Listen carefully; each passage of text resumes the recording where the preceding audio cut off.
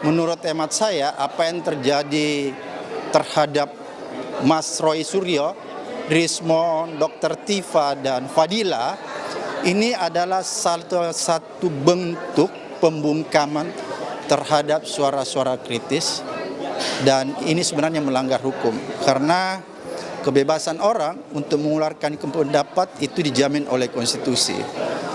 Jadi kalau orang paham tentang konstitusi, pemerintah paham tentang konstitusi, maka suara kritik tidak boleh dilawan dengan mengkriminalisasi seseorang lewat laporan ke kepolisian.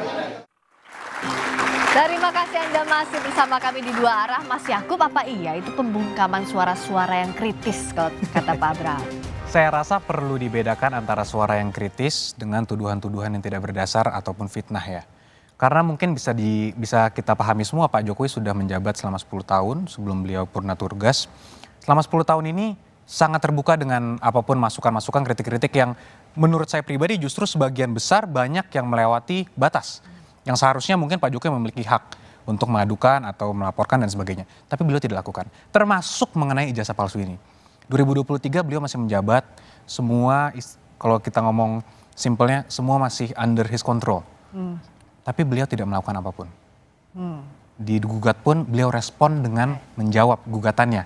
Artinya menghormati proses hukum yang berlaku, gugatan perdata dibalas perdata, gugatan tun dijawab secara tun. Tapi sekarang beliau sudah bukan lagi presiden. Kali ini beda? Kali ini tentunya sangat beda. Beliau bukan lagi presiden tetapi masih ada aja tuduhan-tuduhan seperti itu. Justru sekarang Pak Jokowi menggunakan haknya sebagai warga sipil biasa. Karena semua orang itu kan equal di hadapan hukum. Ini juga yang paling penting. Bahwa jangan seakan-akan pernah menjabat, seakan-akan berkuasa sehingga haknya lebih rendah dari masyarakat. Kan tidak. Apa karena dia pernah menjabat jadi dia tidak boleh melaporkan kalau ada orang yang melakukan dugaan tindak pidana terhadap dia? Kan itu tidak masuk akal. Itulah kenapa seluruh kritik-kritik yang luas yang membangun itu sangat di-welcome, tapi harus dalam koridor hukum. Oke, harus dalam koridor hukum. Mas Roy rasanya ini kriminalisasi atau enggak? Ya memang hak warga negara Pak Jokowi untuk makanya melaporkan. saya berpesan juga waktu itu. Jadi karena yang kami sampaikan itu adalah telaah ilmiah berdasarkan pengetahuan dan research ya. Maka ini adalah kalau sampai ada yang melakukan kriminalisasi lagi ya ini sangat tidak elok ya gitu. Jadi artinya apa yang disampaikan itu kan semuanya sudah diatur ya. Betul bahwa kalau dikatakan tadi itu jangan-jangan nanti source-nya ngambilnya dari sosmed. Enggak sama sekali. Saya nggak pernah ngambil dari sosmed ya. Kalau tidak dipastikan oleh orangnya. Ketika itu dipastikan bahwa ini asli, bahkan dalam utasnya dia nulis ya. Si Sandi itu, ini saya dapat dari Pak Jokowi langsung. Bah, menariknya ya, ini saya bantu juga. Ketika saya ketemu dengan yang bersangkutan, saya bilang selesai udah ternyata karena dia bilang dapatnya tidak dari Pak Jokowi. Ya udah hati-hati Mas Anda. Oke, nah ini soal ijazah ini apa yang Mas Ilham lihat? Apa bedanya dengan kasus yang tadi sempat disebut sama Mas? Justru saya kemudian ingin mengatakan bahwa KPU memverifikasi berkali-kali bahwa ini ada prinsip kehati-hatian di sini. Misalnya saja ketika tadi Mas Suryo mencontohkan Pak Jaya Saragih ya ketika itu di Simalungun dia bisa jadi bupati, tapi ketika menjadi gubernur KPU melakukan tim verifikasi kembali SMA yang mengeluarkan ijazah yang diserahkan kepada kami untuk Pak Saragih itu ternyata sekolah tadi tidak mengakui, gitu loh. Ya, sekolah tidak mengakui, sehingga kemudian kami mengambil tindakan tegas mengatakan kepada KPU Provinsi Sumatera Utara ketika itu bahwa ini tidak bisa kemudian diloloskan menjadi calon pasangan gubernur di Pilkada 2018 lalu. Nah, saya ingin membuktikan bahwa kemudian KPU melakukan verifikasi dengan hati-hati, dengan benar dan melibatkan banyak pihak terkait dengan ahli-ahli pendidikan dan bahkan juga pihak sekolah itu sendiri. Nah ini kan bahwa sebetulnya kalau kemudian KPU dianggap mungkin misalnya ada kesalahan di KPU membuktikan bahwa di Provinsi Sumut KPU sudah membuktikan bahwa kami melakukan verifikasi yang begitu dalam sehingga ketika dinyatakan oleh sekolah tersebut bahwa yang bersangkutan tidak pernah sekolah di situ dan tidak pernah mengeluarkan ijazah, maka kami menyatakan dia tidak masuk atau kemudian TMS. Tidak memenuhi syarat. Jadi kuncinya di institusi pendidikannya. Kalau kasusnya Pak Jokowi berarti UGM yang jadi kunci. Sekali KPU ingin mengatakan bahwa KPU tidak melakukan verifikasi forensik. Tapi KPU hanya melakukan verifikasi kepada institusi pendidikan di mana yang bersangkutan bersekolah. Ya, bagus itu. Enggak, ini saya puji ya KPU ketika melakukan di Sumatera Utara. Mohon itu juga dilakukan juga pada yang kita perbincangan ini. Apakah dalam kasus ijazahnya Pak Jokowi ya, kalau ini misalnya bukan ijazah 1, apakah KPU juga memverifikasi adanya ijazah SMA 6 yang kemudian di situ masih tertulis SMPP, betul SMPP, kan namanya Sekolah Menengah Pembangunan Persiapan. Tapi ada dalam kurung SMA 6 gitu. Padahal SMA 6-nya itu belum ada di tahun itu. Apakah itu diverifikasi atau tidak? Tentu diverifikasi ya. Kalau kemudian jadi gini, ada persyaratan-persyaratan yang kemudian kita harus verifikasi berdasarkan peraturan undang-undangan. Kalaupun kemudian peraturan undang-undangan mengatakan bahwa dari SD, SMP, SMA dan ijazah terakhir, tentu kami juga harus bisa melakukan verifikasi terhadap tatanan tersebut, gitu kan. Nah, sama seperti ketika Pilkada 2018 lalu, SMA-nya ternyata bermasalah. Kami catatkan bahwa SMA tersebut menyatakan bahwa yang bersangkutan tidak pernah sekolah sini dan ijazah ini tidak pernah dikeluarkan oleh sekolah tersebut. Maka kami menyatakan tidak memenuhi syarat. Oke, artinya kalau track recordnya Pak Jokowi clear dari dari Bupati Wali Kota Solo, kami melakukan verifikasi ulang, tidak lantas kemudian menggunakan data yang pernah dilakukan oleh KPU sebelumnya.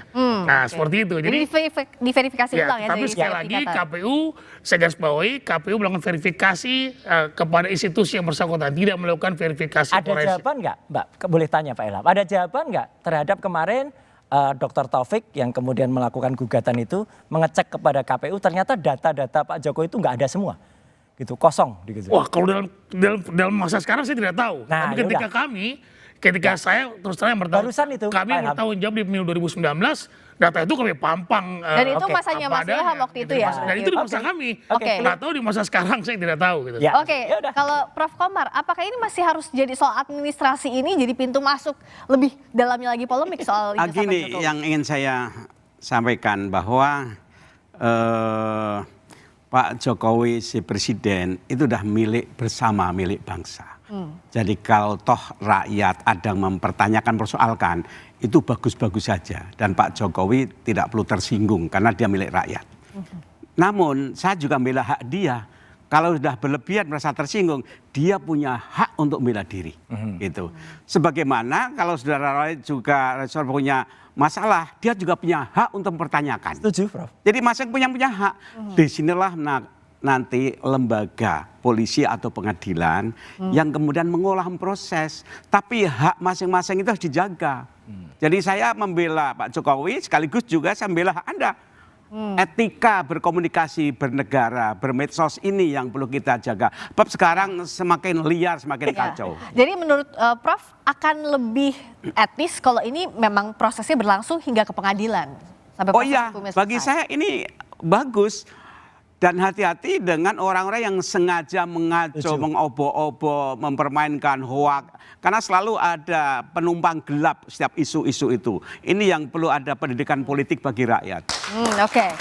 Jadi meskipun pasalnya yang jadi persoalan kan pencemaran nama baik dan fitnah, ada atau tidaknya fitnah dan pencemaran nama baik itu harus dibuktikan di pengadilan, begitu ya Prof? Ya. Oke, tepuk tangan untuk Prof. Komarudin tadi.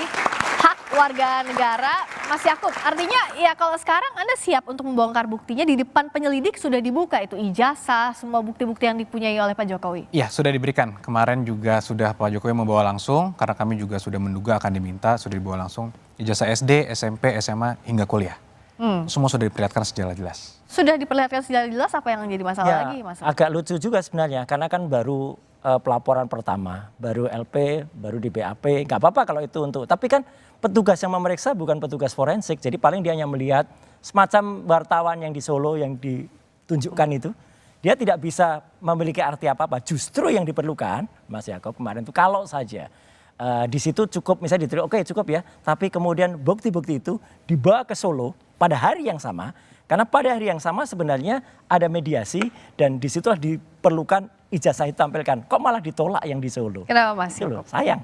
Untuk yang di Solo kebetulan karena itu ditangani oleh rekan kami yang lain, secara kode etik kami tidak bisa mengomentari, Mas. Tapi mengenai barang bukti, apakah ijazah nanti kenapa diperlihatkan hanya pada penyidik, tentunya kami menghormati proses dan kalaupun nanti dimintakan lagi di penyidikan atau di persidangan, tentunya kami siap untuk memberikan. Pasti itu diperlukan. Oke. Nah, tapi kenapa sih tidak ditunjukkan langsung aja bahwa ini ijazahnya asli loh? Kenapa harus lewat jalur pengadilan, lewat jalur penyelidikan, dan nanti juga sampai ke pengadilan? Tentunya pertama tidak ada kewajiban hukum Pak Jokowi ya untuk memperlihatkan itu. Dan ini akan menjadi presiden yang sangat buruk Mbak jika ini dilakukan oleh Pak Jokowi. Kenapa? Bayangkan jika ada seorang pejabat atau seorang masyarakat biasa lah yang dituduh.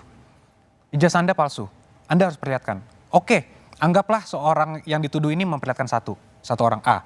Ada B lagi minta, apa harus diperlihatkan lagi? Ada C lagi, kalau ada 1.000 orang yang meminta, apa semua harus diperlihatkan? Ini kan presiden yang tidak baik. Apalagi kalau nanti ini digunakan sebagai modus untuk menjatuhkan orang-orang yang sedang menjabat dan sebagainya. Jadi kita tidak mau ini menjadi suatu presiden yang buruk bagi penegakan hukum di Indonesia dan praktik politik juga di Indonesia. Ini yang kita jaga, Mbak. Oke. Apa ini mengada-ngada permintaan untuk melihat jasa ini? Nggak apa-apa, Presiden buruk? kita hormati Pak Yakub, tapi terlalu jauh tadi ya. Kalau seorang pejabat publik, dia harus mau menunjukkan, dan itu ada diatur dalam Undang-Undang Keterbukaan Informasi Publik nomor 14 tahun 2008, dan bukan termasuk pasal yang dikecualikan di pasal 17. Kalau pasal 17 itu yang kecuali nilai. Oke, kalau nilai transkrip nggak usah, Mas. Kalau KHS, kartu hasil studi nggak usah. Itu hak pribadi. Rekam medik kesehatan itu jangan, karena itu adaan pribadi. Kemarin juga ada kasus selebriti ditulis pernah mengidap apa gitu. Waduh, itu malah nggak boleh. Tapi kalau itu misalnya kartu rencana studi, kalau misalnya itu bukti-bukti KKN, ya harus dibuka sebenarnya. Skripsi, ijazah juga. Jadi memang saya setuju tadi yang disampaikan pada acara Rosi kemarin ya. Prof. Hamid Hamaludin. Sayang banget nih yang memulai gaduhnya ya memang Pak Jokowi, karena sejak awal nggak mau menunjukkan itu. Yang memulai gaduhnya malah disebutnya Pak Jokowi. Nah itu kan mindset yang saya bilang kan, mindsetnya seakan-akan yang dituduh jadi yang salah. Nah ini yang harus sangat kita putar, Mbak. Ini sangat buruk jika ini dibiarkan terjadi. Oleh karena itu kita tunggu proses persidangan agar mindsetnya berubah semua, kebenaran terungkap, segalanya terang benderang. Oke, jadi pertanyaannya begini loh. Ini akan kemana ujungnya? Kasus ini akan dibawa kemana ujungnya? Dan motifnya apakah betul untuk hukum mencari hak ataukah politis? Kita akan bahas usai jeda. Di dua.